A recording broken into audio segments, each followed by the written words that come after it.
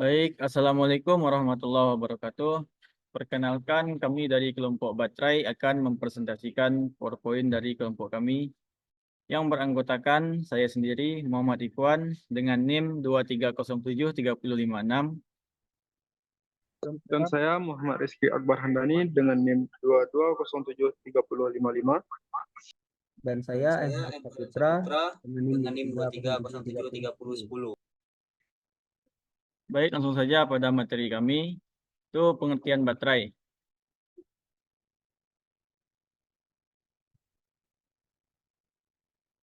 Baterai itu merupakan perangkat elektrokimia yang dirancang untuk memberikan daya pada sistem start mesin, sistem pengapian, lampu, dan komponen listrik lainnya, yang menyimpan listrik dalam bentuk energi kimia, yang kemudian dilepaskannya saat dibutuhkan dan menyuplai setiap sistem atau perangkat kelistrikan yang membutuhkannya.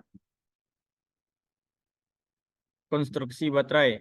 Di dalam aki mobil terdapat elektrolit asam sulfat, yang dimana elektroda positif dan negatif berbentuk pelat, yang pelatnya terbuat dari timah atau berasal dari timah. Oleh karena itu, baterai jenis ini sering disebut sebagai baterai timbal asam, yang dimana ruang bagian dalam dibagi menjadi beberapa sel, yang biasanya terdiri dari 6 sel untuk aki mobil. Dan di dalam setiap sel terdapat sejumlah elemen yang direndam dalam elektrolit secara terus-menerus. Berikutnya elemen baterai.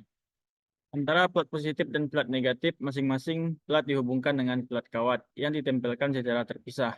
Sambungan panel positif dan negatif disambung secara bergantian, dibatasi oleh separator dan panel kaca bebas.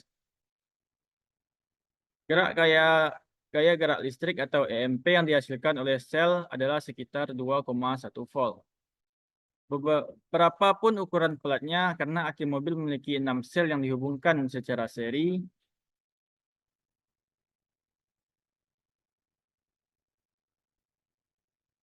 jadi daya EMP yang terukur yang dihasilkan itu adalah sekitar 12 volt.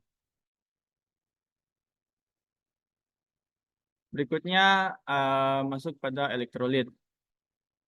Elektrolit baterai itu adalah larutan asam sulfat dan air suling. Kepadatan elektrolit berat baterai saat ini ketika terisi penuh adalah 1260 atau 1280 pada 20 derajat Celcius. Perbedaan ini disebabkan adanya perbandingan antara air suling dan asam sulfat yang berbeda jenis. Elektrolit dengan berat jenis 1,260 mengandung 65% air sulingan dan 35% asam sulfat.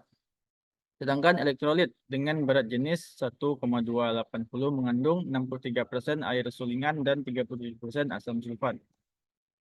Selanjutnya kotak baterai. Kotak yang menampung elektrolit dan baterai disebut kotak baterai. Ruangan interior dibagi menjadi 6 ruangan atau sel. Pada wadah baterai terdapat garis yang menandai permukaan atas dan bawah. Plat ditempatkan tinggi di atas alas dan isolasi. Tujuannya untuk menghindari konsleting jika bahan aktif atau timbal jatuh dari plat. Selanjutnya, sumbat ventilasi. Tutup ventilasi adalah penutup lubang pengisian elektrolit. Selain itu, untuk memisahkan gas hidrogen yang terbentuk selama pengisian dan uap asam sulfat di dalam baterai dengan membiarkan gas hidrogen keluar melalui ventilasi. Sedangkan uap asam sulfat menumpuk di tepi ventilasi dan menetes ke bawah. Nah, selanjutnya, sekian yang dapat saya sampaikan. Selanjutnya saya berikan kepada Saudara Rizky Akbar Handani. Baiklah, saya akan lanjutkan presentasinya, yaitu reaksi kimia. Baiklah, saya akan melanjutkan presentasinya, yaitu reaksi kimia dalam baterai. Pengosongan dan pengisian baterai merupakan siklus seperti reaksi kimia di bawah ini. A. Ketika baterai menghasilkan arus listrik atau pengosongan, pelat positif dan negatif bergabung atau bertindak dengan SO4 sehingga membentuk PbSO4. Dengan reaksi pada H2SO4, secara bertahap berubah menjadi H2O. Akibatnya berat jenis akan menurun akibat penurunan konsentrasi elektrolit.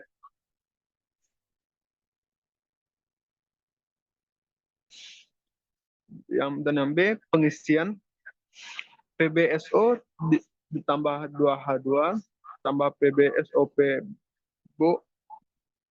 A tambah 2H2SO ditambah Pb atau pelat positif, elektrolit, pelat negatif, pelat positif, ARR, dan pelat negatif. Jadi selama pengisian, arah arus dalam baterai berlawanan, sehingga menyebabkan reaksi berlawanan. Dan HaSO(A) dipisahkan dari PbSO pada setiap salinan, sehingga pelat positif terdapat PbO dan pelat negatif terdapat pH. Dan dalam reaksi ini, HSO akan terbentuk kembali menjadi elektrolit dengan kepadatannya sendiri. Dan selanjutnya adalah kode pengenalan baterai. Di dalam aki mobil terdapat elektrolit asam sulfat. Elektroda positif dan negatif berbentuk plat. Platnya terbuat dari timah atau berasal dari timah. Dan oleh karena itu, baterai jenis ini sering disebut baterai timbal asam. Ruang bagian dalam dibagi menjadi beberapa sel, biasanya 6 sel untuk aki mobil. Dan di dalam setiap sel terdapat sejumlah elemen yang direndam dalam elektrolit terus-menerus. Dan selanjutnya adalah lokasi kode. Dari slide ini terdapat beberapa kodenya, yaitu 28 yaitu kemampuan, dan kode yang B adalah lebar dan tinggi baterai, dan 17 adalah panjang baterai, dan L adalah posisi terminal. Dan selanjutnya adalah kemampuan. Hal ini menunjukkan kapasitas baterai secara tidak langsung.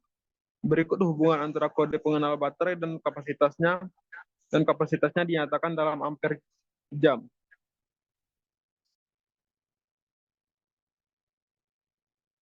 Dan selanjutnya adalah lebar dan tinggi baterai. Kombinasi lebar dan tinggi baterai ditunjukkan oleh salah satu dari 8 huruf A sampai H. Dan panjang baterai secara kasar ditunjukkan dalam sentimeter.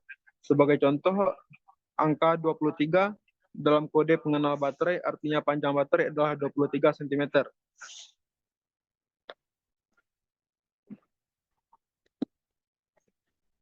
Dan oke, di sini saya akan menanyakan penjelasannya elemen baterai. 5. Elemen terminal positif. Posisi terminal positif baterai ditunjukkan oleh R sisi kanan dan L sisi kiri atau kosong sebagai berikut. Kesimpulan, berdasarkan analisis yang dilakukan, sistem baterai meskipun penting dan luas penggunaannya masih menghadapi berbagai masalah yang signifikan. Mulai dari degradasi kapasitas, masalah keamanan, hingga dampak lingkungan akibat limbah baterai. Penyebab utama dari masalah-masalah ini meliputi keterbatasan teknologi baterai, material, pengelolaan daya yang kurang optimal, serta proses daur ulang yang belum memadai. Dampak dari masalah ini sangat berasa di berbagai sektor, terutama pada teknologi perangkat elektronik, kendaraan listrik, dan sistem penyimpanan energi terbarukan. Selain itu, pengelolaan limbah baterai yang buruk berpotensi menimbulkan bahaya bagi lingkungan dan kesehatan manusia. Untuk menghadapi masalah tersebut, berbagai upaya telah dilakukan, termasuk pengembangan baterai dengan teknologi baru, penggunaan sistem pengelolaan baterai yang lebih cerdas, serta meningkatkan infrastruktur daur ulang. Edukasi terhadap pengguna juga penting untuk memperpanjang umur baterai dan meminimalkan risiko yang ada. Mungkin cukup sekian yang bisa kami sampaikan hasil presentasi kami hari ini. Kalau ada salah kata kami mohon maaf. Kami akhiri. Wassalamualaikum warahmatullahi wabarakatuh.